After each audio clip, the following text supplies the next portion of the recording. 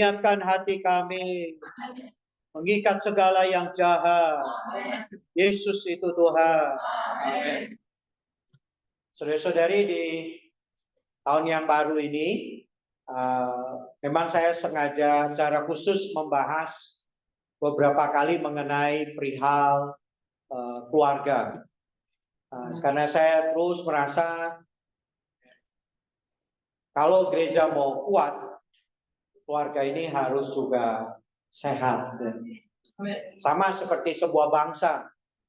Kalau bangsanya mau kuat, maka keluarga-keluarga di sebuah bangsa itu juga harus sehat, harus kuat juga demikian. Nah, demikian juga keluarga-keluarga di dalam kehidupan gereja. Nah, sedangkan bagi saudara-saudari yang belum berkeluarga, nah ini dicatat dulu aja ya, masukan nanti ya kan.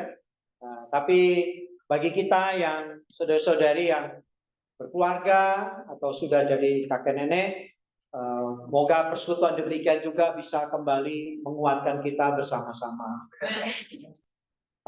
Saya hampir tiap bulan itu melayani di rumah duka. Kadang-kadang kalau lagi rame yang meninggal dari setiap minggu ya. Nah, saya menemukan lama-lama ya, keluarga ini baik saling mengasihi atau tidak, itu kadang bisa terlihat di rumah duka. Kalau lagi di rumah pesta, kadang nggak kelihatan saudara-saudara. Tapi waktu di rumah duka, lama-lama saya bisa bedakan mana keluarga ini kakak beradik saling mengasihi, atau kakak beradiknya nggak mau ngomong gitu. Saudara-saudari, keluarga ini adalah satu wadah di mana Tuhan itu bisa mencurahkan berkat-Nya. Kan itulah, kalau saudara-saudari tidak ada karunia untuk melajang, memang baiknya menikah, ya.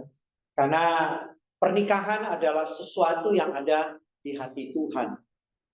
Mengapa? Karena ketika ketika Allah menciptakan manusia di Kejadian pasal 1, maka di pasal keduanya kita bisa melihat Allah menjadikan keluarga. Jadi dengan kata lain, seluruh rencana Allah dalam hidup kita ini itu banyak dilaksanakan di dalam keluarga. Tapi yang mahasiswa jangan langsung mau nikah di sini, saudara ya. Ada waktunya juga, betul nggak ya? Tapi ini dicatat dulu aja.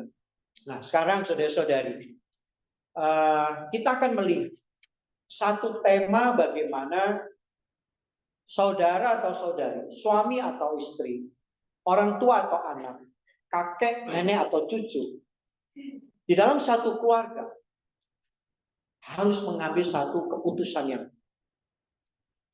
dan pilihan kita ini akan mempengaruhi di dalam keluarga kita. Coba ya, kita ajak sesuai membaca. Yang pertama dari kitab Ulangan pasal 30 ayat 19 sampai ayat 20a ya. Yuk kita baca sama-sama. Aku memanggil langit dan bumi menjadi saksi terhadap kamu pada hari ini. Kepadamu kuperhadapkan kehidupan dan kematian, berkat dan itulah kehidupan, supaya engkau hidup, baik engkau maupun keturunanmu, dengan mengasihi Tuhan Allah, mendengarkan suaranya dan berpaut padanya. Ini adalah perkataan Musa waktu dia ingin berpisah dengan umat Israel. Nah, karena Musa ini tahu umat Israel ini ya bandel banget gitu. Karena itulah di akhir sebelum dia pamit, dia meninggal, dia titip pesan kepada bangsa Israel. Kamu harus pilih. Karena di hadapan umat Israel, dia bentangkan kehidupan dengan kematian, berkat dengan kutuk. Dengan kata lain, kehidupan itu sama dengan berkat. Sedangkan kematian atau maut sama dengan kutukan. Saudara-saudari, dua hal ini Musa bentangkan di hadapan umat Israel. Dan Musa berkata, coba kita baca ya. Pilihlah kehidupan. Sama-sama kita baca sekali lagi. Pilihlah kehidupan. Saudara-saudari, ketika Musa membentangkan, ini kehidupan adalah berkat. Kematian adalah kutuk. Tapi Musa selanjutnya berkata, pilihlah kehidupan. Supaya apa, saudara-saudara? Bukan engkau hidup saja. Apalagi? Keturunan. Artinya apa? Pilihan seorang umat Israel mempengaruhi dia dan juga garis dia. Wah, ini penting sekali, saudara-saudara. Sekarang Yosua di pasal 24 ayat 15 juga memberikan pilihan lagi. Ini menarik, Yosua ini adalah penerusnya Musa. Coba kita baca ya, Yosua 24:15. Tetapi jika kamu anggap tidak baik untuk beribadah kepada Tuhan, pilihlah pada hari ini kepada siapa kamu akan Allah yang kepadanya nenek moyangmu beribadah di seberang sungai Efrat, atau Allah orang Amori yang negerinya kamu diami ini. Tetapi aku dan seisi rumah kami akan beribadah kepada Tuhan. Sekali lagi di sini bicara apa? Pilihan. Saudara-saudari, Musa membentangkan kehidupan dengan berkat, kematian dengan maut.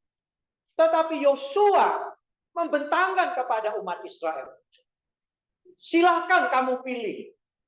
Mau beribadah kepada berhala-berhala, atau kamu beribadah kepada Tuhan Yehova.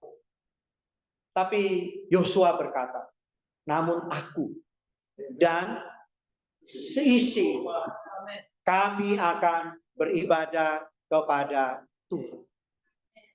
Saudara-saudari, pilihan kita menentukan bukan hanya kita, tetapi juga seisi keluarga.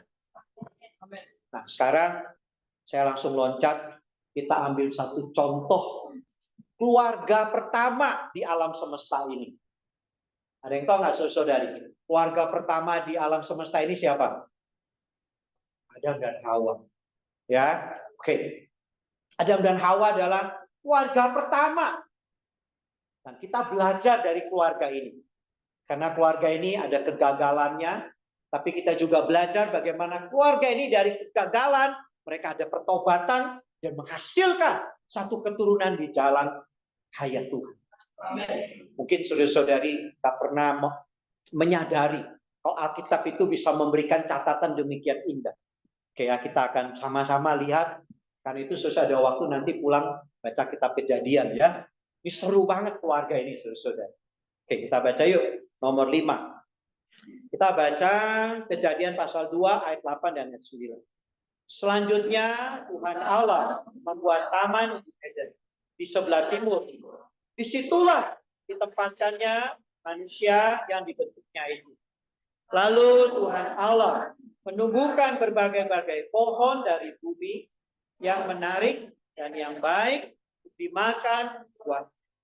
Dan pohon kehidupan yang di tengah-tengah taman, serta pohon pengetahuan tentang yang baik dan yang buruk. Keluarga ini setelah dijadikan oleh Tuhan, tempat tinggalnya itu di Taman Eden. Ya. Nah, di Taman Eden itu Tuhan memberikan banyak buah sebagai makanan untuk keluarga ini. Namun di pusat daripada taman itu ada pohon kehidupan. Dan tidak jauh dari pohon kehidupan itu ada pohon pengetahuan. Manusia diperhadapkan. Ya. Nah, ini sama seperti apa?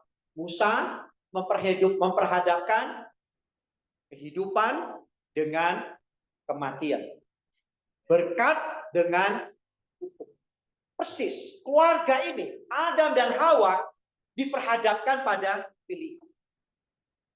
Nah, Tuhan hanya memberi peringatan. kamu jangan makan pohon pengetahuan. Logikanya, berarti Tuhan suruh makan apa, saudara? Pohon kehidupan. Tapi Tuhan tidak paksa manusia. Tuhan kasih pilihan kepada manusia. Ini artinya apa, saudara? Inilah keagungan Tuhan. Tuhan kasih yang namanya free will. Pilihan bebas. Tekad bebas kepada manusia. Tuhan ingin manusia itu memilih kehidupan. Tuhan tidak paksa. Tuhan tidak tidak haruskan. Saudara-saudari. Nah, ini menarik. Keluarga ini tiap hari di Taman Eden, betul nggak? Wah, Anda pernah pikir nggak? Tapi keluarga nggak kepikir untuk pilih apa? Pohon kehidupan, betul nggak, saudara? Anda kalau jadi Hawa waktu itu kira-kira ngapain coba? Mungkin Hawa berkata, oh ada Adam cukuplah, betul nggak ya kan? Mungkin Adam berkata apa? Ada Hawa, hatiku cukup, betul nggak?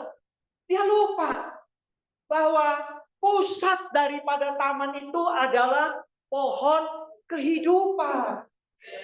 Tapi mereka mungkin lagi cinta buta berdua, betul nggak ya kan? Sampai tidak mengambil apa? Pohon kehidupan. Akhirnya di Kejadian pasal 3, iblis melalui seekor ular menipu Hawa. Saudara-saudari, nah ini khususnya para saudara hati ya. Setan kalau nipu itu seringkali melalui kalian. Ya kan? Tapi saudara-saudara juga nanti kita lihat problemnya di mana ini. Kenapa istri kalian juga bisa ketipu gitu, ya kan? Ini juga salah suami kadang-kadang. Ya. Oke, sekarang kita lihat. Mereka aneh, tidak pilih, saudara-saudara. Tidak pilih pohon kehidupan. Maka Anda tahu akhirnya apa? Hawa karena ketipu dia mengambil apa? Pohon pengetahuan. Hawa memilih kematian. Hawa memilih kutuk. Nah, ketika Hawa ambil pohon itu, buah itu, dia makan, lalu dia kasih siapa? Saudara-saudara, kenapa ini bisa terjadi?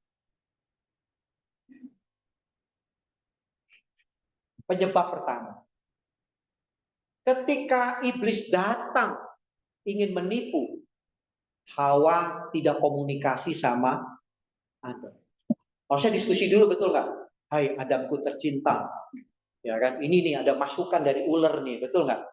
Gimana pendapat kamu, betul nggak? Dia enggak, ngambil aja dulu, betul nggak? Makan, terus Adam juga nggak mikir lagi, betul nggak? Nah, pokoknya dari istri tercinta, dia nggak nanya-nanya lagi kan? Hawa, ini buah apa, betul nggak?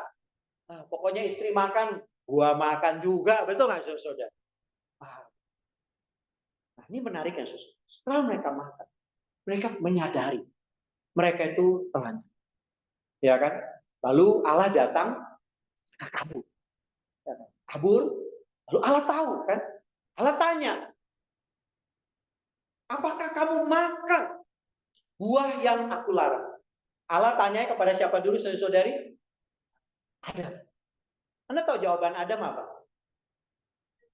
Ini salah perempuan Tuhan, betul nggak? Sebelumnya saling mencintai, betul nggak? Aku cinta. Adam berkata, I love Hawa. Hawa berkata apa? I love Adam, betul nggak?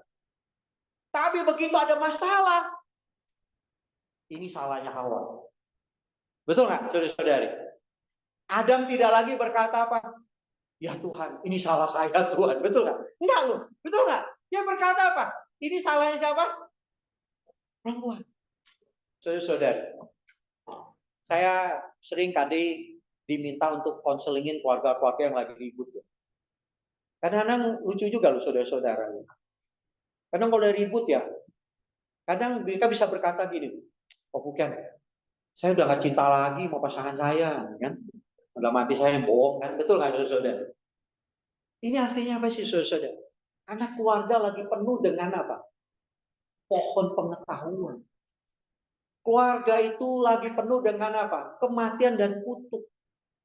Saudara-saudari, kita kalau bicara kutuk itu ya, nggak usah bicara yang serem-serem gitu. Di keluarga Istri nyalain suami, suami nyalain istri, anak nyalain bapak, bapak nyalain anak. Itu keluarga, saudara-saudari. Udah penuh dengan kematian. Keluarga seperti ini itu sudah di dalamnya itu ada kutuk. Mengapa, saudara-saudari? Karena di dalam keluarga tidak memilih, tidak memilih hayat, tidak datang pada pohon kehidupan. Saudara-saudariku, adanya saling menyalahkan, adanya tidak memaafkan, udah satu tanda di dalam keluarga, saudara-saudari, penuh dengan pohon pengetahuan. Sama, ini kan anak kan pada tinggal di Sistraus ya. Kalau dari Sistraus nih, saling apa namanya? Nyalahkan, betul nggak? Full timer nyalain apa? Yang tinggal. Nanti yang senior nyalain yang junior. Wah, udah ketahuan. Bakal akan mengurus di Brother House, betul nggak? Kalau udah mulai saling menyalahkan, pasti sudah ketahuan. Di keluarga di rumah ini salah makan pohon. Betul nggak, saudara-saudari? Kita ini kadang-kadang, saudara-saudari, karena saling salah makan pohon, betul nggak? Kita banyak makan pohon pengetahuan. Maka apa, saudara-saudari? Seringkali, saudara-saudari, di keluarga kita ini penuh dengan maut. Tidak ada damai sejahtera. Saya sekarang lagi bantu satu keluarga. Aduh, suaminya ini pinter, ngerti hukum banget. Ya kan, dia lagi ngatur gimana cara mengunci istrinya. Istrinya juga licik banget. Dia punya cara bagaimana lepas dari kuncian suaminya. Saya kadang ngadepin mereka sampai kadang saya merasa ya, aduh saya capek lu ngurus kalian berdua, saya bilang. Kalian berdua apa? Dua-dua lagi makan pohon pengetahuan benar dan salah. Saudara-saudara, tidak ada damai sejahtera. Tidak ada. Hari ini, saudara-saudari, pilihlah kehidupan. Agar kita maupun keluarga kita, saudara-saudari, penuh dengan hayat dan damai sejahtera. Tapi yang mengerikan, saudara-saudari, yang mengerikan, bukan hanya mereka ini saling menyalahkan. Yang mengerikan akibat mereka salah pilih, ada beberapa. Secara cepat ya, yuk kita lihat poin B. Yaitu apa? B, akibat dari salah memilih ya. B, manusia menderita kesakitan karena menumbuhkan semangat budi dan manusia susah payah dan berpeluh seumur hidup. Manusia kembali tanah, yaitu C, manusia diusir dari tanah dan jalan menuju pohon kehidupan. Saudara-saudari, karena salah pilih demikian, mengakibatkan apa? Keluarga ini berpeluh. Tadinya mereka tinggal Taman Eden, Taman Sukacita, betul nggak? Nah, sekarang keluar harus nyangkul, ya kan? Harus jerih lelah, penuh semak duri. Saudara-saudari, kita hari ini bekerja. Itu memang karena apa? Kejatuhan nenek moyang kita.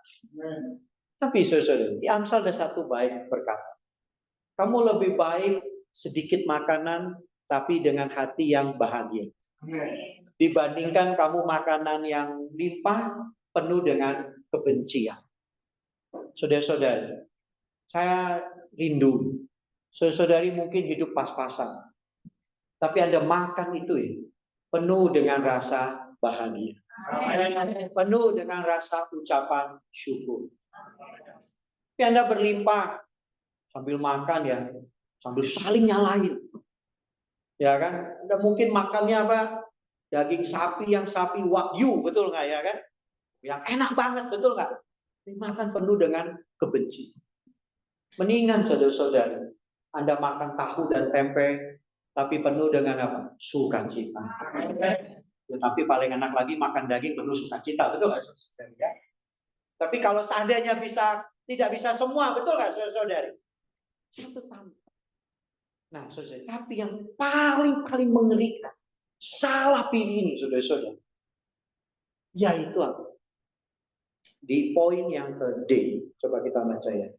Keturunan Adam dan yaitu apa? Kain membunuh Abel yang sendiri, dan keturunan Kain makin lama.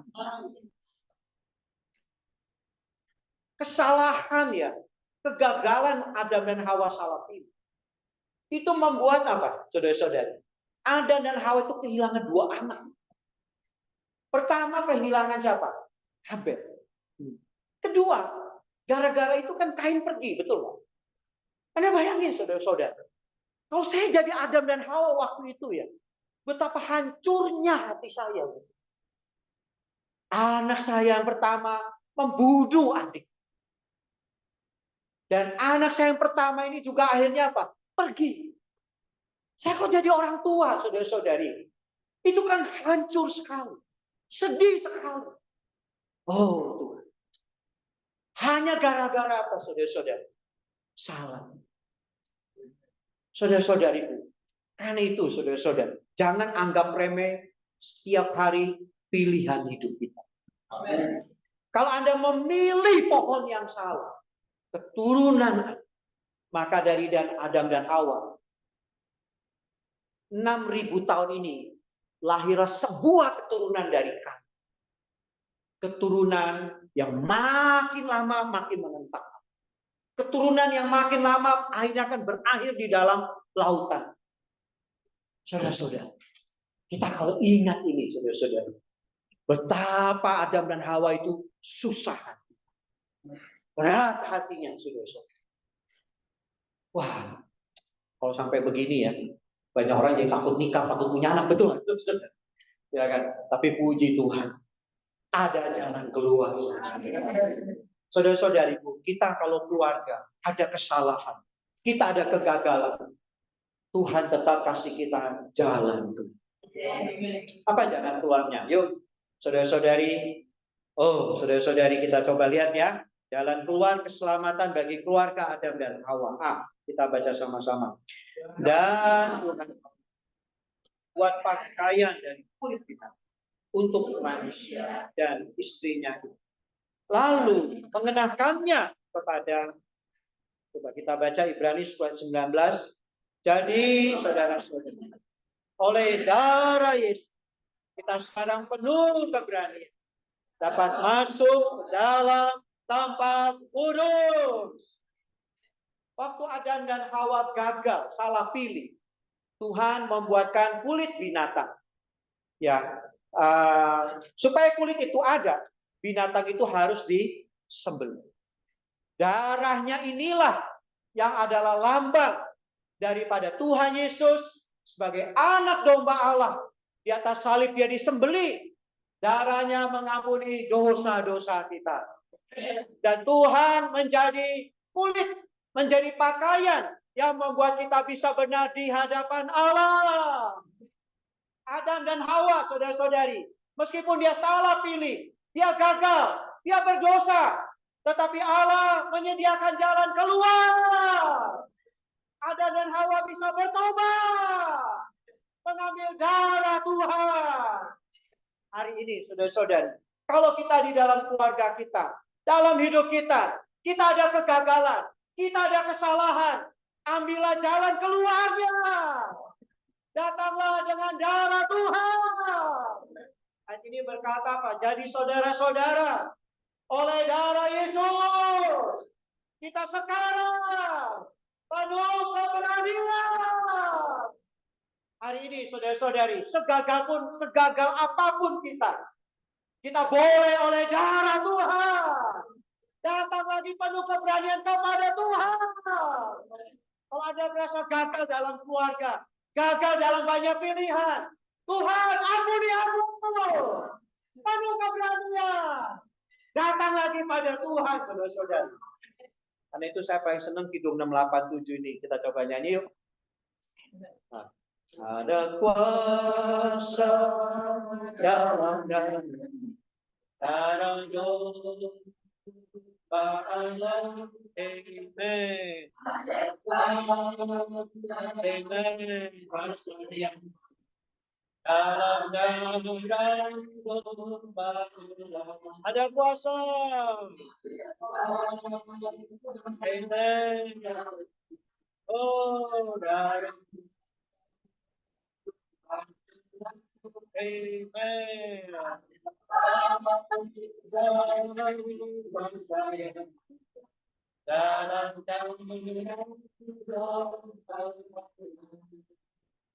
Saudara-saudari, segagal apapun kita pernah ada salah pilihan, kita pernah ada salah keputusan, kita bisa datang oleh darah anak domba. Kita bisa bertobat. Saudara-saudari, kadang kita bagi orang tua kita ada salah, kita juga perlu mohon ampun. Ya, kita bisa minta ampun sama Tuhan. Dan yang juga penting, saudara-saudari, kita bisa saling mengampuni. Coba kita baca yang B ya. Saling minta maaf dan saling mengampuni. Efesus pasal 4 ayat 32. Tetapi hendaklah kamu ramah seorang penuh kasih dan saling sebagaimana Allah di dalam Kristus. Saudara-saudara, kita di dalam keluarga, kalau kita pernah ada salah keputusan, salah pilihan, sehingga mendatangkan maut masalah dalam keluarga, kita perlu belajar saling mengampuni. Ketika Adam dan Hawa gagal, aneh ya, mereka nggak saling mengampuni, tapi saling apa? Menyalahkan, kan betul nggak, saudara? Nah, karena itulah kita pulihkan keluarga, saling mengampuni, saling memaafkan. Hari Kamis ya, ada satu saudara kita, dia punya beberapa anak, makan malam dengan saya, bincang-bincang. Setelah bincang-bincang, akhirnya dia cerita satu urusan. Dia bilang gini, dia bilang, Saudara Fukian, anak-anak saya ini takut loh sama saya. Loh kenapa sih anak bisa takut sama? Itu saya galak banget gitu. Saya kalau udah marah itu ya, aduh, anak-anak tuh takut sekali. Jadi sekarang anak-anak itu nggak gitu berani deket-deket sama dia. Itu saya tanya dia. Dia bilang, saudara, dulu papamu tuh galak kan sama kamu. Oh iya kok. Saya sampai hari ini, saya nggak bisa ngobrol sama papa saya. Kemana Mbak? Dia nggak bisa deket sama anak, dia juga nggak bisa deket sama siapa? Papanya. Dia bilang, kenapa? Aduh, papa saya itu dulu itu ya, juga itu kasar lah kayak gitu.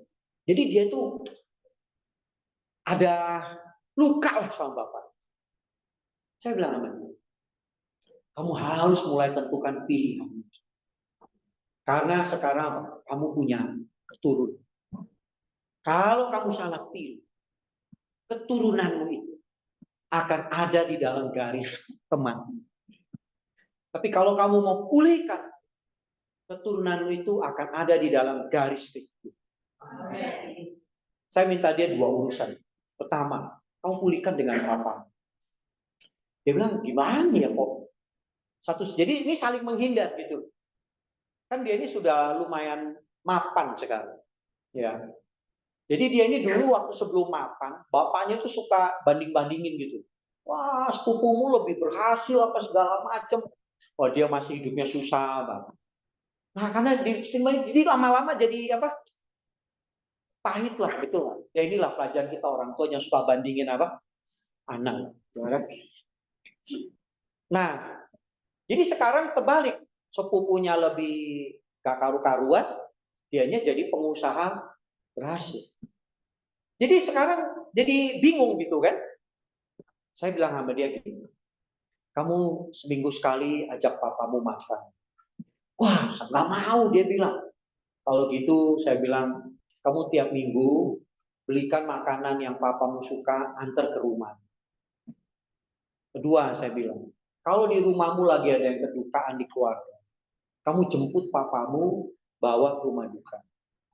Dia bilang, betul. Satu kali saya pernah jemput papa saya pakai mobil. Wah, papanya cerita kemana-mana. Anak saya yang jemput saya. Saya bilang, itu kan artinya apa? Papamu itu sayang kamu. Cuman dia karena bapak, dia gengsi minta maaf. Betul. Dan sebagai anak bingung gimana apa? Jadi ini bingung, betul nggak? Saya bilang, udahlah. Kamu tiap minggu pokoknya. Betul dia tuh kan ngantar anak sekolah. Kelihatannya lewat rumah bapaknya. Saya bilang, kamu beli aja. Tiap pagi kirimin makanan ke rumah bapakmu. Terus dengan anak bagaimana pemulihannya? Gampang saja. Anak-anakmu itu kan masih kecil. Kamu tiap minggu usahakan minimal 1 kali tidur bareng anakmu. Saudara-saudara, saya pun sama. Saudara. Saya kan sibuk pelayanan. Saya tetap seminggu sekali itu pulang rumah lebih pagi. Lebih pagi itu artinya jam 6, jam 7 malam dari rumah. Biasanya saya di rumah itu jam 9, jam 11 malam. Kenapa saudara-saudara? Cuma tidur bareng anak saya aja. Supaya apa? Anak saya bisa ngocok, cerita gitu ya. Ini udah cerita, saya capek, saya tidur sendiri gitu. Entah kalau enggak, dia yang ketiduran, betul kan? Tapi ini bagus untuk membangun apa? Yaitu apa? Hubungan. Nah, saya bilang, kamu minggu ini praktekin. Nanti minggu depan saya mau ketemu dia, saya mau tanya, udah dipraktekin yang mana, betul? Saudara-saudara, kadang-kadang untuk kita saling mengampuni, saling minta maaf, juga boleh dengan sepiring makanan. Betul? Saudari-saudari, kalau Anda lagi salah, kadang-kadang kan gengsi minta maaf sama suami, betul nggak? Udahlah, masakin babi yang enak, betul nggak saudara? Ya? Nanti saudara juga tahu dia udah minta maaf, betul nggak ya? Setuju nggak saudara-saudara? Amin. Tapi saudara-saudara, kalau kita yang salah, kita harus gentle. Harus berkata apa? Saya minta maaf. Orang Batak nggak bisa katanya minta maaf ya. I'm sorry katanya. Kalau I'm sorry itu artinya minta maafnya setengah tulus, betul? Ya, saya dikasih tahu begitu katanya ya. Apa Horas ya? Harus belajar minta maaf. Saudara-saudara, kita salah, kita aja minta maaf. Istri salah, kita juga aja yang minta maaf. Supaya apa? Selalu ada masakan babi, saudara ya. Keluarga ada. Nah sama, saya ingin katakan.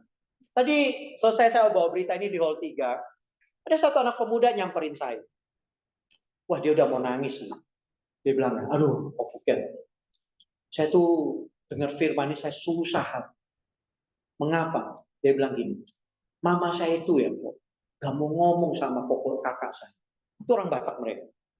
Gak mau ngomong sama kakak saya. Kakak saya juga mau. Aduh, dia ngomong itu sampai mau nangis. Karena dia merasa susah dengar firman. Saudara-saudara, saya ingin katakan, saudara yang lebih muda, belajar minta maaf. Ya, kalau kita salah, belajar minta maaf. Kadang minta maaf selesai, betul nggak saudara? Ya kan, beres. Nah bahaya, kalau nggak minta maaf, repot banget urusan. Karena itu kita belajar dalam kehidupan keluarga, belajar saya minta maaf. Atau kedua bisa katakan ampuni. Yuk kita belajar yuk. Ayo sama kiri kanannya, saya minta maaf.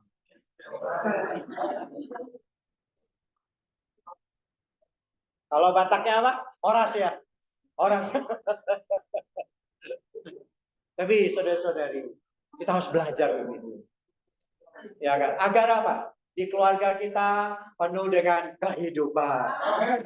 Di keluarga kita penuh berkah. Saudara-saudari, meskipun hanya ada sepiring makanan, tapi penuh hayat, penuh berkah, penuh damai sejahtera. Nah, saudara-saudari, sekarang ada kabar baik. Yaitu apa? Di tengah-tengah pertobatan Adam dan Hawa, kesedihan dia, akhirnya Hawa melahirkan anak yang lain, yaitu Seth. Kita coba baca ya, di Paul C. Kejadian pasal 4 ayat 26. Lahirlah seorang anak laki-laki bagi Seth. Dan anak itu dinamainya, waktu itulah orang mulai manggil. Jadi Enos ini adalah cucunya Adam. Ya kan? Wah, puji Tuhan. Adam dan Hawa, setelah dia bertobat demikian, lahirlah Seth. Dan Seth lahirnya Enos. Saya yakin yang ngurus banyak Enos itu kemungkinan Adam dan Hawa. Seperti kita para kakek nenek sering main sama siapa? Cucu. Ya kan? Mungkin yang ngasih nama Enos ini juga siapa? Adam dan Hawa. Lah kita ngarang lah, karena kita juga kan cerita, betul nggak ya? Gak apa-apa lah ya. Jadi mungkin dia bilang sama Seth, udahlah kasih nama itu siapa? Mengapa? Kita ini rapuh lah. Kasih dia nama siapa? Dan di zaman Enos itu apa? Orang mulai apa? Memanggil nama. Saya pernah renungkan nggak? Kenapa di zaman Enos orang mulai memanggil nama Tuhan? Waktu itu Adam dan Hawa masih hidup. Dan keturunan ketujuh dia itu kan Henok. Henok itu orang yang berjalan bersama dengan, kalau saya nggak salah, waktu Henok lahir, itu Adam juga masih hidup sama Hawa. Karena umur dia itu panjang 900 tahun lebih. Nah, kalau Adam dan Hawa ingat Kain, aduh hatinya sedih, betul nggak? Tapi kalau dia lihat Enos, wah hatinya sukacita. Enos kecil-kecil apa? Betul kecil ya? Wah hibur, betul nggak? Waduh Adam dan Hawa terhibur, betul nggak? Terus dia lihat cicitnya yang lain, duit yang lain apa? Lagi berjalan apa? Bergaul dengan Allah. Oh Tuhan, betul nggak? Saudara-saudari, Anda lihat nggak? Keturunan Adam dan Hawa yang lain. Ini adalah keturunan di dalam garis kehidupan. Di mana di dalam garis kehidupan ini ada orang yang menyeru nama Tuhan. Ada orang yang bergaul dengan Allah. Bahkan keturunan dia yang lain, Nuh, orang yang bekerja membangun bahtera Allah. Oh, saudara-saudari, meskipun di keturunan Adam dan Hawa ada keturunan yang terkutuk, ada keturunan yang maut, tetapi melalui pertobatan mereka lahirlah keturunan di dalam garis kehidupan. Saudara-saudari, kita sungguh perlu berdoa, saudara-saudari, agar melalui kita ada pertobatan kita di dalam garis keluarga kita, ada garis keluarga di dalam garis jalan kehidupan, garis jalan hayat. Saudara-saudari, saya sungguh mendorong Anda, saudara-saudari. Ini dimulai dengan satu kata, pilihlah kehidupan. Pilihlah. Dan karena itu, saudara-saudari, kita sebagai kepala keluarga atau para ibu-ibu harus seperti Yosua, pilih aku dan seisi rumahku. Kami akan beribadah kepada Tuhan. Dalam hidup kita, saudara-saudara, hari demi hari, belajar, pilihlah hayat. Saudara-saudari, kalau kita tidak memilih hayat, saudara-saudari, maka saya akan cerita sekarang keluarga yang kedua. Tadi keluarga yang pertama ya, keluarga pertama di Kejadian. Nah, keluarga kedua ini kita ambil contoh di Injil Yohanes. Kenapa saya cerita keluarga yang kedua di Injil Yohanes di Kana ini? Coba kita baca secara cepat ayatnya ya. Yuk, ayat 1 dan sampai ayat 3, saudara dulu yang membaca. Pada hari ketiga, ada perkawinan di Kana yang di Galilea. Dan ibu Yesus ada di situ. Yesus dan murid-muridnya diundang juga ke perkawinan. Ketika mereka kekurangan anggur, ibu Yesus berkata kepadanya, mereka kehabisan anggur. Saudari 6 dan 7.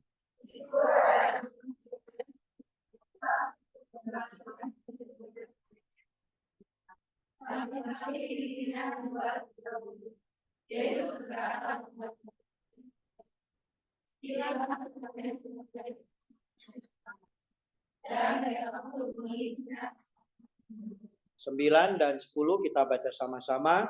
Sebab pemimpin pesta itu mengecap air yang telah menjadi anggur itu, dan ia tidak tahu dari mana datang. Tetapi pelayan-pelayan yang sedok air mengetahui. Ia memanggil mempelai laki-laki, berkata kepadanya, setiap orang menghidangkan anggur yang baik, dan sesudah orang tua minum, barulah yang kurang. Akan tetapi kau menyimpan anggur yang baik sampai ayat 11-nya. Hal itu dibuat Yesus di Kana yang di Galilea sebagai yang pertama dari tanda-tanda. Dan dengan itu ia telah menyatakan kemuliaan. Dan murid-muridnya, saudari biasanya baca firman ini waktu pemberkatan nikah, betul. Tapi kita lupa bahwa firman ini, saudara-saudara, adalah prinsip penting di dalam keluarga. Firman ini bukan hanya di dalam pernikahan. Tetapi prinsip firman ini adalah prinsip keluarga di dalam perjanjian baru.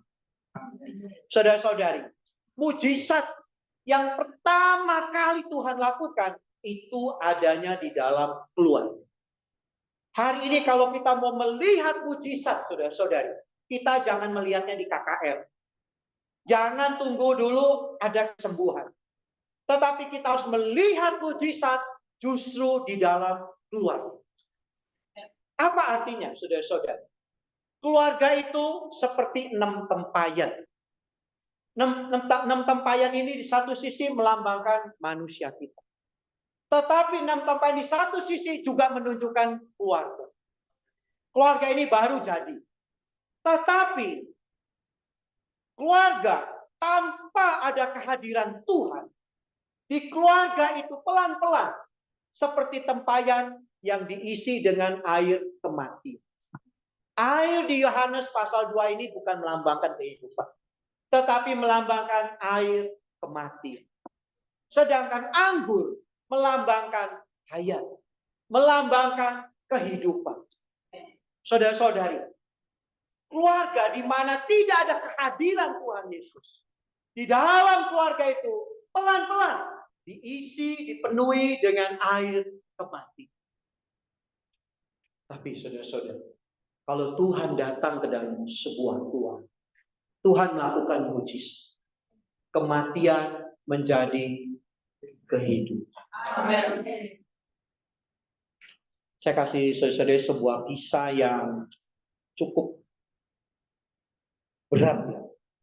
Tapi saya pikir ini mungkin contoh yang baik. Satu kali satu saudara berbuat dosa, suami. Dia datang sama-sama. Dia berkata, saya berbuat dosa. Aduh, saya dengar ini. Saya sendiri lemes. Lalu dia berkata, karena dosa itu, dia ingin pisah dengan istri. Aduh, saya dengar ini ya. Saya susah. Saya banyak bersekutu dengan dia. Tapi dia malu.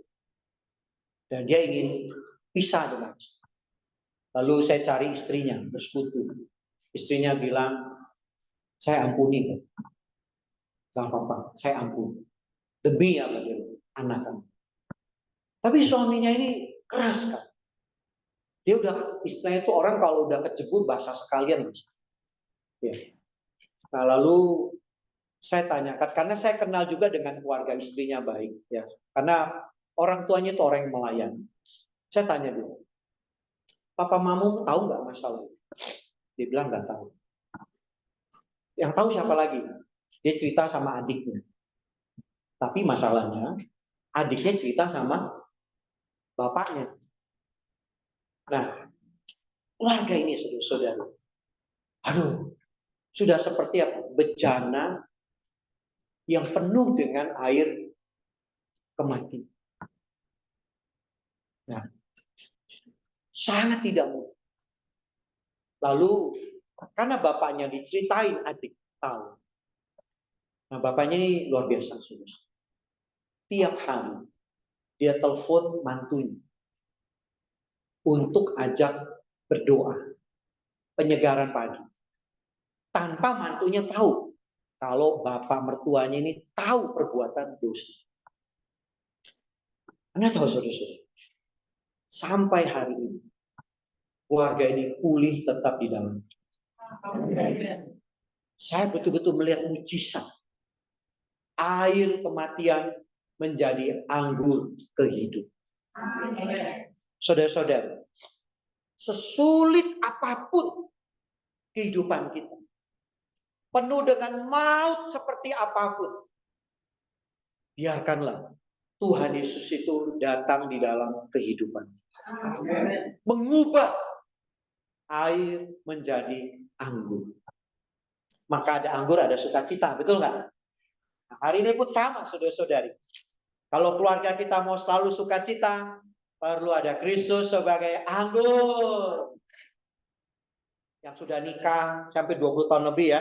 Kalau nikah kita mau tetap sukacita, perlu ada Kristus.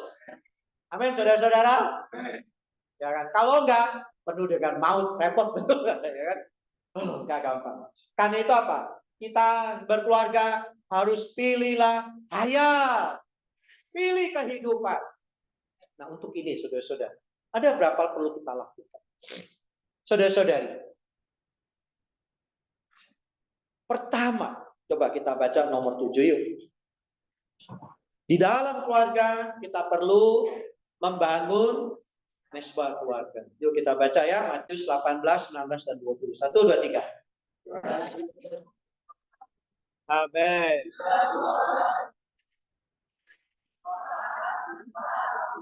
Amin. Amin. Amen. Saudara-saudari, setidaknya di hari Selasa kan kita ada sidang doa. Di rumah-rumah saudara-saudari harus dibangun mesbah keluarga. Ajak anak-anak berdoa. Ajak semua yang di keluarga itu berdoa bersama. Minimal saudari ajak baca firman Tuhan. Kalau tinggal di sister house, di tempat, kalau saudari kalau cuma di rumah sendiri ya, online, bisa pakai apa? Telepon. Di dalam rumah perlu ada mesbah keluarga. Satu rumah ada mesbah, saudara-saudara. Tuhan baru bisa datang di rumah. Tuhan berkata, 2-3 orang berkumpul di dalam namaku, aku ada di tengah. Hari ini bagaimana Tuhan bisa ada di dalam keluarga kita? Harus ada 2 orang minimal mau berdoa bersama. Saudari, kalau suamimu supaya mau berdoa, ada ganjelan, kan harus minta maaf. Saudara pun demikian. Apa yang ganjelan harus belajar minta. Sehingga apa? Di dalam keluarga bisa berdoa bersama. Tuhan hadir mengubah maut menjadi hayat. Mengubah air menjadi anggur. Saudara-saudari, pilihan ini akan membawa apa? Garis kehidupan di dalam keturunan. Di dalam keluarga kita. Kalau enggak, saudara-saudara, melihat anak kita satu-satu hilang itu susah betul. Ya, saya bilang sama saudara yang tadi, saya bilang, orang tuamu sudah tua. Kamu ingin pisah itu ya. Orang tuamu tuh turun ke dunia orang mati dengan duka cita. Ya kan? Gimana saya bilang, kamu harus biarkan orang tuamu ketemu Tuhan dengan rasa sukacita. Saudara-saudari, hari ini betul-betul kita perlu mohon Tuhan. Pulihkan keluarga. Saudara-saudari, yang kedua kita baca sekali lagi yuk, Yosua 24:15b di bawahnya 1, 2, 3. Tetapi sisi rumah kami akan beribadah. Saudara-saudari, bawa keluarga kita sama-sama beribadah. Saya beritahu tadi saudara yang ada masalah dengan ayahnya ya. Saya bilang, kamu minggu bawa papamu sidang. Iya, Pak Bukan. Saya bilang, jemput naik mobil, betul nggak? Papamu kan bangga kalau naik mobil kamu kan? Iya. Saya bilang, bawa ke rumahmu. Dia bilang gini, iya loh Pak Bukan. Papa saya sejak saya punya rumah nggak pernah ke rumah saya. Bilang, gimana sih ya kan? Rumahnya udah bagus, tapi bapaknya nggak pernah apa? Karena bapaknya tuh malu gitu loh sama dia. Saya bilang, jemput bapakmu, ya kan? Gimana orang tuh seneng tinggal di rumah anaknya, betul nggak? Setuju nggak saudara yang mulia? Betul kan? Saya bilang, jemput. Saya bilang, bawa bapakmu. Gimana supaya dia mau? Cari segala cara pokoknya. Ya kan? Bikin alasan pokoknya. Saudara-saudari, kita juga pernah. Selama hari ini anak-anak kita masih bisa dibawa. Masih bisa dipaksa. Kita ini kesalahan kita jadi orang tua. Kita ini demokratis sama anak. Udahlah, terserah. Dia mau menganut agama apapun nggak apa-apa. Pancasila kita, betul nggak? Saudara, dalam iman tidak boleh Pancasila. Saya punya anak perempuan. Pasti jodoh anak saya kan laki-laki, betul nggak? Ada satu teman, temennya. naksir banget sama apa? Anak saya. Anak saya kan kagak jelek-jelek juga lah, saudari, betul ya. Jadi kan pasti ada naksir, betul nggak? Kita udah bilang, nomor satu ya, kamu kalau mau sama anak kita, kamu harus percaya Tuhan Yesus. Kamu harus jadi orang Kristen. Kamu harus mau ibadah. Kalau nggak bisa, sayonara. Kita nggak ada yang namanya apa, nanti nggak bisa. Hari ini, saudara-saudari, kita perlu bawa, ya. Kalian belum menikah kan sini? Oke ya. Pasangan kalian mau ikut kalian harus apa? Nggak kedengeran apa? Kayaknya nggak ada iman ya. Kalian boleh Pancasila nih ya. Jangan, saudara. Saya kasih tahu kamu ya. Ada satu saudari kita, sangat baik, sangat mengasihi Tuhan, sangat menjaga. Cuman, entah kenapa dia ini susah banget dapat jodoh. Ya kan? Akhirnya, akhirnya nikah dengan satu orang Buddha. Ya kan? Dia berkata sama saya bilang, Cik, kamu emang nikah begitu bahagia hidupmu? Oh, dia bilang gini, ya. Sayang, bahagia. Dia bilang gini ya, bahagianya segini. Terus sisanya penderitaan, dia bilang gini. Nah, ingat ya, bahagianya semana? Ini. Sisanya apa? Penderitaan. Kehidupan dia segini. Maut dia segini, saudara-saudari. Aduh, saya kalau ingat dia kasih saya apa cerita itu ya, saya pikir-pikir ya, kalian saudara-saudara ya, betul, ya kan, jangan takut, ya kan. Kalau sampai sulit jodoh ya, nanti minta Bang Ricardo bantu cari gitu ya, betul ya. Dia apa? Dia pinter jual rumah, dia pasti pinter jual kan apa? Ya kan. Nah, nanti bisa bersekutu. Istri saya juga bagian perjodohan di gereja ya. Nanti sore juga apa? Ada satu mau apa? Mau ketemuan ya, dia mau apa? Kita hampir tiap minggu jodohin orang tiap minggu ya. Jadi ini kita komplit juga lah. Kita ini palu gada lah. Apa palu gada panjang apa? Apa namanya? Lu mau apa? Gua ada ya. Kita, oh istri saya bagian cari jodoh, kalau saya bagian keluarga yang bermasalah lah. Jadi apa? Ujung dengan ujung lah. Oh, saudara-saudari. Tapi ya kita selalu punya prinsip. Semua keluarga perlu beribadah, Pak. Yuk sama-sama kita katakan yuk. Yosua 24:15b kita proklamirkan 1, 2, 3. Tetapi aku dan seisi kami akan beribadah kepada saudara-saudara. Harus bantu anak kalian beribadah. Saya ambil contoh, saya berbagi. Nah, saya kan sekolah di Taiwan. Nggak mudah buat dia. Ya, karena dia harus kerja di 2 tempat. Satu sambil kuliah, dia kerja di bank, juga kerja di restoran. Ya kan? Jadi jangan kalian pikir anak kita sekolah di luar negeri itu hidupnya apa? Enak, ya kan? Jauh lebih susah. Saya lihat mahasiswa kalian lebih enak loh hidupnya, betul nggak? Kalian kerja cuci piring nggak? Oh, istri saya, anak saya udah takut cuci piring loh ya kan? Karena saya nggak tega juga, betul nggak? Udah kalau dari Jakarta ya dandannya, waduh, kinclong, betul nggak? Padahal di Taiwan mah cuci piring dia itu, betul nggak ya? Tapi saya selalu ingetin satu, kamu bagaimanapun sibuknya, minggu harus sibuk. Oh, kita tanyain selalu, saudara. Kalau nggak sidang, kita omelin pokoknya. Harus sibuk. Ini prinsip, saudara. Kita jangan apa tuh namanya, ya adek nggak usah sidang minggu ini, nggak apa-apa minggu depannya. Nggak boleh. Sama keluarga harus tetap. Selama dia masih anak kita, saudara-saudara. Kalau dia bukan anak kita lagi, kita nggak bisa ngomel, betul nggak? Kalau itu cucu juga bawa sidang. Satu kali udah konselnya kita, mapan, rumahnya gede banget. Ada lift, bayangin coba rumah, ya kan? Nah, anaknya sekolah internasional, ya kan? Kelasnya banyak banget. Jadi kalau hari Minggu mau sidang anak, anaknya kecapean malah. Ya kan? Terus anakmu kok nggak sidang anak? Aduh, capek kan, kasihan lah dia. Saya bilang ya, kamu ini membawa anakmu itu nanti menempuh jalan maut. Kamu kalau sayang anakmu, kamu paksa dia les, kamu paksa belajar Apa itu? Belajar Inggris, belajar Mandarin, belajar piano, belajar berenang. Banyak banget lesnya. Tapi untuk sidang, kamu buka pintu belakang. One day, anakmu nggak percaya Tuhan, salah kamu. Waduh, karena saya seumur kan, jadi saya ngomongnya agak apa itu? Belak-belakan ya. Habis itu ya, minggu depannya anaknya masih kelihatan tuh. Belum sadar dari bangun tidur ya. Udah dibawa apa? Masukin mobil pokoknya ya. Ditemenin si anak-anak. Udah kan, gue paksa sekarang anak gue ya kan. Belum mandi dia tuh. Bagus saya bilang. Kamu bawa anakmu apa? Menyelamatkan anakmu.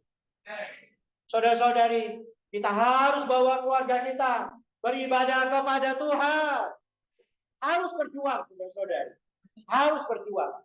Ya kan? Kalau kita sebelum ada gagal, kita ada lemah, mohon Tuhan ampuni kita. Oke ya. Karena itu yang ke-8 sekarang, membuka rumah bagi ekonomi. Matius 9 ayat 10 kita baca. Kemudian ketika Yesus makan di rumah, datanglah banyak pemungut cukai, orang berdosa, dan makan bersama-sama dengan dia dan murid. Kisah Rasul 12 ayat 12. Amin.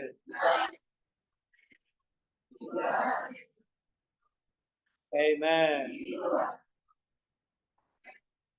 Roma 16 ayat 5. Salam juga kepada jemaat di rumah. Saudara-saudari, saya ingin bicara satu urusan sekali lagi. Sebisa mungkin, rumah Anda dibuka untuk pekerjaan Tuhan. Setidaknya rumah Anda bisa dibuka untuk sidang doa. Ini menarik kisah Rasul 12. Waktu itu kan Petrus masuk penjara. Betul nggak? Nah, waktu di penjara, kan dibebasin malaikat, betul nggak? Dia keluar. Nah, kok dia bingung kan? Kemana nih, betul nggak? Mungkin waktu itu hari Selasa, betul nggak? Sidang doa kan? Petrus keluar mungkin di Selasa, betul nggak ya? Sidang doa kan? Dia tahu rumah siapa? Rumah Maria aja, betul nggak? Karena di rumah Maria pasti banyak saudara-saudari sedang apa? Berdoa. Kenapa? Mungkin Petrus lapar, betul nggak saudari? Cuma dia ingat di rumah Maria ada sidang doa, kemungkinan habis itu makan babi bersama, betul nggak ya kan? Jadi dia ke sana, betul nggak saudara-saudari? Hari ini saudara-saudari, rumah kita perlu dibuka. Anda bagaimana mengundang Tuhan Yesus ada di dalam keluarga? Paling sederhana, buka rumah. Kehadiran Tuhan di dalam rumah membawa rumah bisa dipakai oleh. Amin ya saudara-saudari ya. Ayo yang belum menikah punya tekad sekarang, kasih tahu kiri kanan. Oh, saya punya rumah, saya akan buka rumah saya untuk Tuhan. Coba gue ngomong dulu.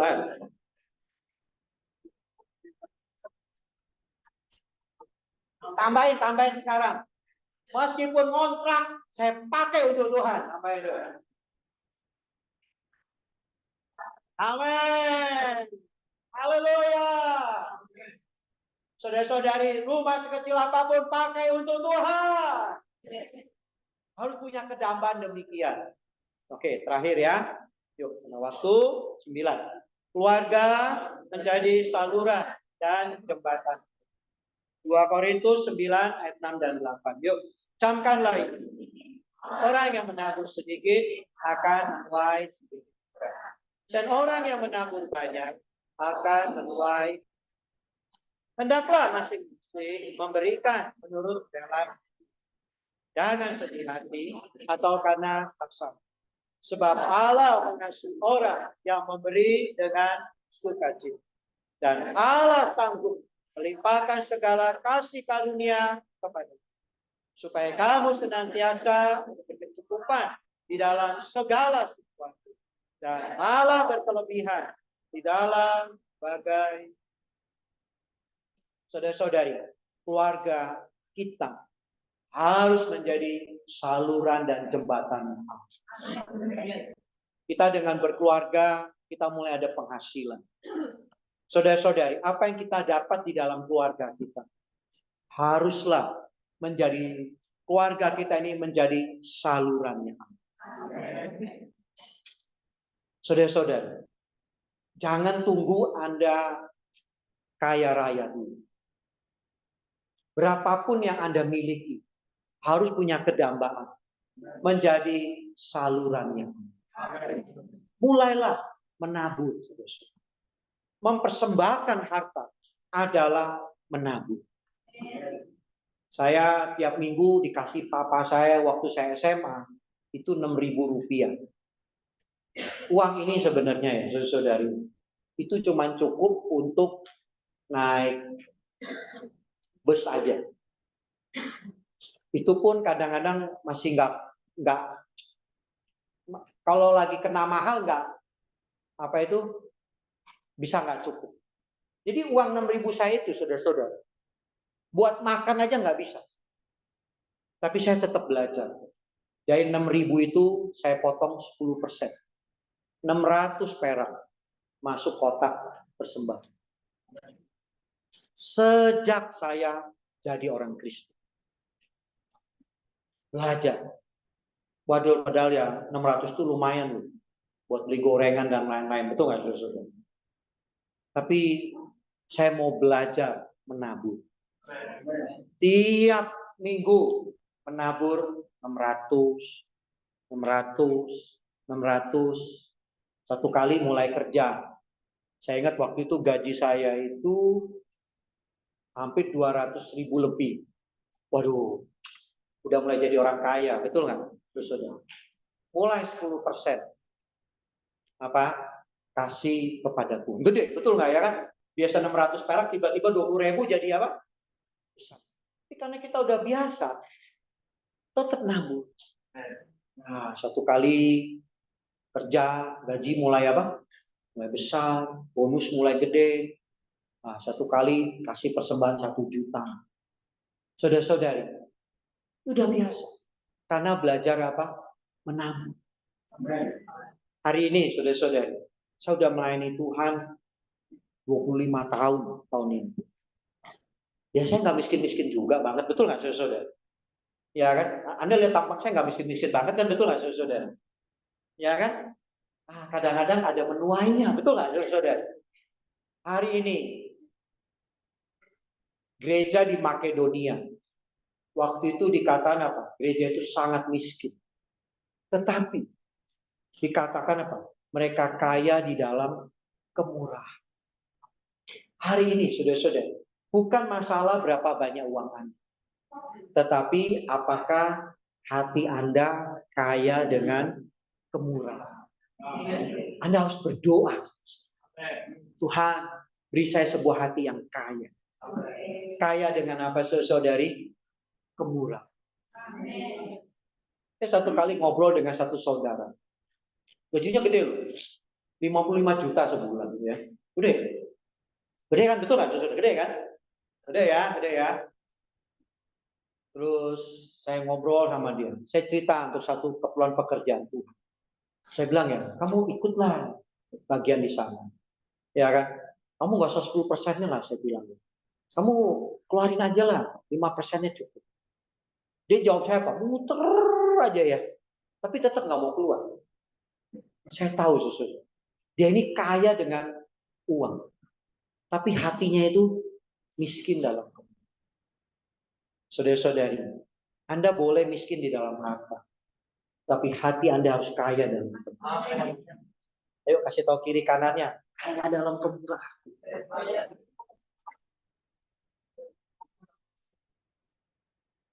Ya, saudara-saudari, terakhir. Saya mengalami banyak Tuhan tolong saya dalam hidup saya. Saya rasa. Mungkin karena sejak muda itu saya setia di dalam perpuluhan. Saya yakin. Ada berapa kali titik ya. Saya itu sangat-sangat sulit. Saya cerita sama kalian. Waktu anak saya yang gede ini lulus SD, dia kan SD di penabur. Waktu itu saya tuh lagi susah banget gak ada uang. Pas mama saya itu juga sakit. Jadi kita nggak bisa masukin dia penabur. Tapi kita juga masih bingung masukin kemana, betul. Nah kebetulan anak saya kan selisih 6 tahun. Jadi yang kecil harus masuk TK. Makanya kalau punya anak jangan selisihnya 6 tinggal, saudara, itu ribet lah ya kan. Jadi apa, keluarnya gede-gede gitu kan. Saya juga bingung, betul nggak? Waduh, tapi saya belajar. Dalam segala kesulitan, hanya belajar percaya pada Tuhan. Saya kesulitan nggak pernah mau ngomong sama orang. Nggak pernah. Aneh loh. Tuhan tuh setia. Saya lagi bingung masukin anak kemana, betul nggak ya? Uang pangkalnya susah, 2 anak lagi ya. Ada satu saudara, kebetulan dia ini guru di sekolah karunia. Kebetulan ketemu saya. Pak Fugen, mau nggak? Sekolah saya lagi ada promo loh kok. Saya lupa, 25 tahun atau 50 tahun sekolahnya. Uang pangkalnya gratis kok. Saya bilang, yakin uang pangkalnya gratis? Iya kok. Terus uang sekolahnya berapa? Saya usahain dapat diskon 50% deh kok. Yakin nih? Iya. Kan karunia itu sekolah klasik kok. Yaudah, saya bilang Tuhan buka jalan, betul nggak ya? Dan saya ketemu, udah mau daftarin anak sekolah karunia. Itu sekolah emang error loh ya penerimanya. Masa kita mau daftarin anak sekolah gitu? Dia ngomong gini, Bapak nggak salah masukin anak Bapak ke sekolah kami. Loh, emang kenapa Bu? Tiap hari ulangan Pak. Anak Bapak sanggup nggak? Oh bagus dong namanya saya. Saya bilang, ini susah loh Pak, Bapak nggak salah. Loh ya nggak apa-apa saya bilang. Terus yang penting saya bilang, ini gratis kan Bapak? Gratis Pak lagi. Nah yang bingung anak kedua kan. Aduh saya bilang TK gimana, betul kan? Saya bilang lah, nah ajaibnya saudara, sekolah ini juga ajaib. Jadi anak saya waktu mau masuk ke bukan TK sih, masuk SD ya. Jadi anak yang gede kan masuk SMP, jadi anak saya masuk SD. Jadi, nah TK-nya di sekolah yang sama. Jadi saya tadi nggak mau sekolahin dia SD ini karena mahal gitu ya. Saya cari murah. Nah, cuman sekolah dia itu waktu SD itu ada program uang pangkalnya boleh dicicil selama 6 tahun. Coba, mana ada uang pangkal cicil 6 tahun, betul nggak ya?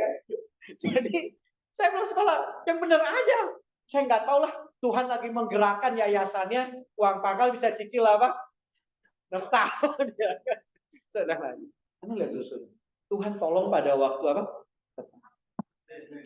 Saudara-saudara, mengapa kadang dalam hidup kita ini, saudara-saudara, kita terus merasa kadang kekurangan? Karena seringkali kita nggak setia di dalam persembahan. Kemarin hari Rabu, saya ada persekutuan. Nah, salah satunya ada istrinya saudara Tahil, ya, saudari Rosi. Dia kasih saya sebuah, yang cerita itu adiknya Pak Tahil. Dia kasih kesaksian gini, mungkin satu kali dia kasih kesaksian saya bagus, dia bilang. Ini ada 2 orang saudari, dua orang saudari. 2 saudari kebetulan gajinya sama. Gajinya sama. Ya. Terus saudari yang satu bilang sama dia, saya heran ya, kan kita ini gajinya sama, di perusahaan yang apa? Sama. Tapi kok saya lihat kamu kayak nggak kekurangan. Tapi kok saya rasanya apa? Kurang terus. Ini dua-duanya single, di perusahaan yang sama gajinya apa? Kamu tahu nggak jawaban saudari itu? Dia jawab gitu. Lu pasti nggak persembahan ya. Dia bilang gini, lu pasti nggak persembahan ya. Saudari yang ini, dia mengaku, saya nggak persembahan. Sejak itu ya, perkataan ini mengubah persepsi. Sejak itu dia bersaksi apa? Sejak itu dia belajar setia di dalam persembahan. Saudara-saudara ikut terkasih. Di perjanjian baru memang tidak pernah bicara persepuluhan. Tapi bagaimanapun Maliaki pasal 3:10 mencatat, bawalah perpuluhan. Sesuai bahwa perpuluhan itu nggak usah khawatir. Di beberapa gereja denominasi, perpuluhan itu masuk di kantong pendetanya. Kan nggak usah khawatir. Perpuluhan itu nggak masuk kantong saya, saudara. Juga nggak masuk kantongnya para wajib kan? Itu sepenuhnya masuk di dalam kasnya gereja. Saudara-saudara, meskipun ini kan kalian mahasiswa, betul nggak? Orang termiskin di dunia lah, betul nggak ya? Masih apa? Mengharapkan orang tua, betul nggak? Tapi belajar perpuluhan. Amin. Ya, saudara-saudara ya, belajar perpuluhan. Aminnya kok pelan. Mau diberkati Tuhan nggak? Banyak orang gini, Oh lagi susah, kayak Tuhan nggak tolong saya. Kalian doa, misalkan ya saudara, saya beritahu Anda. Kalau saya lagi susah, saudara-saudara, saya bisa menuntut Tuhan. Mengapa? Karena Maliaki pasal 3:10 berkata, bawalah perpuluhan itu dan ujilah. Jadi saudara-saudara, kalau Anda setia di dalam persembahan harta, ketika Anda ada satu kebutuhan yang serius, Anda boleh minta itu kepada Tuhan. Dua minggu lalu saya bersekutu ini di hall 10. Para AKM-nya pinter. Dia tanya saya, Sopo Ken, itu perpuluhan dari gaji pokok atau termasuk komisi? Betul nggak ya? Saya bilang sama mereka, Tuhan kan bilang, ujilah aku apakah aku membukakan apa? Terserah kamu, mau Tuhan bukanya full atau bukanya setengah, betul nggak? Kalau kamu mau Tuhan bukanya full, ya setialah, betul nggak? Komisimu yang 10 perpuluhan. Tapi kalau kamu bilang, enggak lah kok, saya dari gaji pokok aja. Ya itu sukacita lah, betul nggak apa-apa. Tapi saya bilang ya, waktu kamu butuh ya, mungkin nanti Tuhan bukanya apa? Separuh, betul nggak ya? Karena itulah Korintus berkata, persembahanlah dengan sukarela dengan apa? Sukacita. Tapi jangan bohongin Tuhan, betul nggak saudara? Karena Maliaki berkata, Pak, jangan nipu Allah, betul nggak? Hari ini saudara-saudara, saya sungguh damai. Setiap keluarga pilih kehidupan, pilih hayat. Oke ya, kita doa berdua ya, saudara-saudari ya. Semoga firman Tuhan ini memberkati sukses. Amin.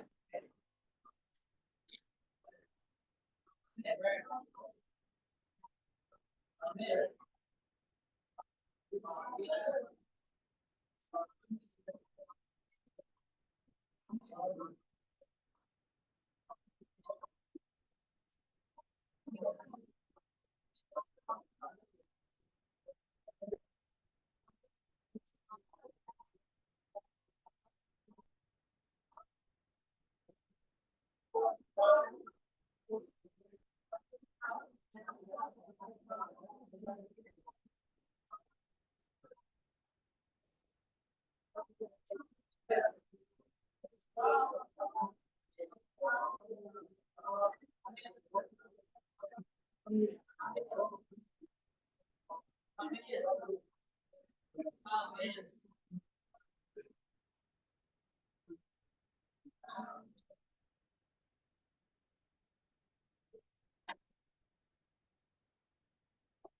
Saudara-saudari, sidang kita sampai di sini. Tuhan Yesus memberkati. Satu hari bertahan selamat.